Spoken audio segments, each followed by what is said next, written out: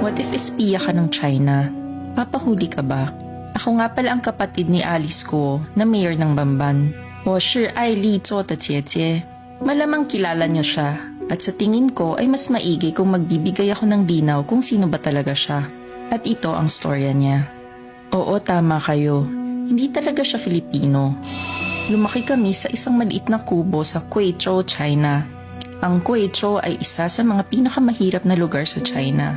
Kadalasan, ang triad ang nagpapatakbo ng bayan namin. Kung di mo alam kung ano ang triad, isa itong organized syndicate sa China. Kung merong yakuza ang Japan, kami naman ay may triad. Pero madiskarte ang tatay namin. Doon siya nakakuha ng trabaho at napalago niya ang negosyo niya, lalo na sa mga pogo. Kaya yumaman din kami, kaso sa maling paraan. Kung di pa kayo nakafollow sa amin, follow ka na para updated ka sa mga bagong stories tulad nito. Noong 2018, lumapit ang Chinese government sa triad at meron silang pinag-usapan. Sa gitna ito ng tensyon sa West Philippine Sea. Sabi ng gobyerno, what if magtanim tayo ng sleeper cell agent o espiya sa Pilipinas, pero hindi dapat malaman na ang Chinese government ang nagpadala nito in case mahuli. Dito na papasok ang triad. Aakuin nila ang sala just in case worst comes to worst at magkabukingan. Kapalit daw nito ay magpapagawa ng isang malaking pogo hub sa bayan na hahawakan ng sleeper agent o spy. Bahala na ang triad kung ano ang gusto nilang gawin sa pogo hub. Isa pang kondisyon ay dapat sila din ang mag-finance ng operasyon. Ang training ng spy ay sagot ng gobyerno ng China dahil wala rin namang kakayahan mag-train ang mga triad members. MSS ang mamamahala dito. Ang MSS ay ang Chinese counterpart ng CIA sa US. Ewan ko naman sa tatay namin at kami ang vinolunteer. At dito nagsimula ang training namin ni Ate Alice. Sinama ako sa training as a backup just in case may mangyari kay ate.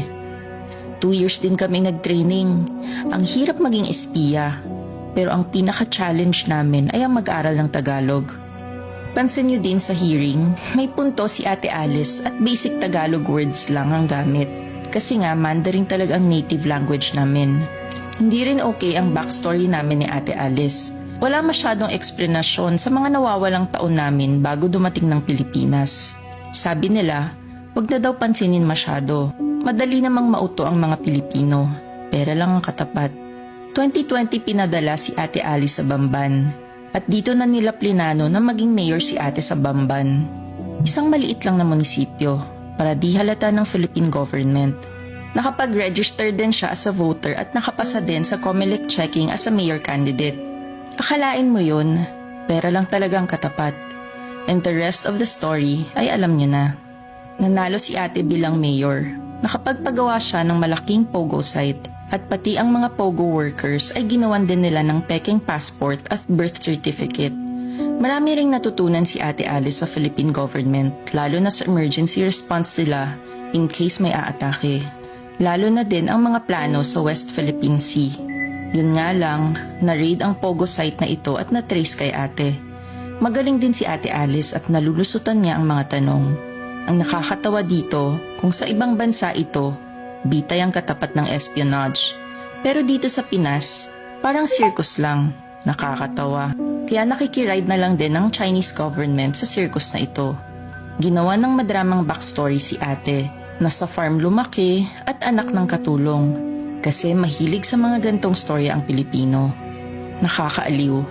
At hanggang ngayon ay di pa rin inaaresto si Ate Alice. Kamote talaga ang Pilipinas. Pero kausap ko siya last week. Sabi niya, nagustuhan na daw niyang tumira sa Pilipinas. Ayaw na daw niya maging spy. Pipiliin niya daw ang Pilipinas. Sabi ko naman, papatayin siya ng triad or ng MSS kung malaman nila ito.